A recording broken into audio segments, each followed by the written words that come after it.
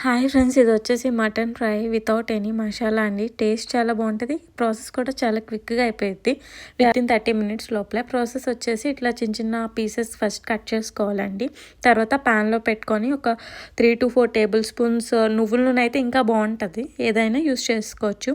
వేసి తర్వాత ఇవి కట్ చేసిన మటన్ పీసెస్ వేసుకొని ఒక 5 మినిట్స్ బాగా కలుపుకున్న తర్వాత ఒక పావు టీ స్పూన్ పసుపు, ఒక teaspoon salt and 5 to 6 ఎండుమిర్చి వేసుకొని కలుపుకొని తర్వాత కచ్చాపిచ్చాగా గుప్పెడు ఎల్లుల్లిపాయలు తీసుకొని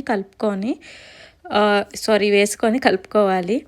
అండ్ తర్వాత ఒక 20 మినిట్స్ మధ్య మధ్యలో కలుపుతూ ఉండండి.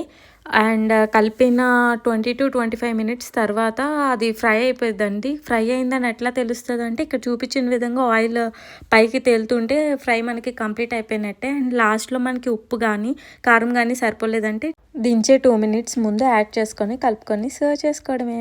బాయ్.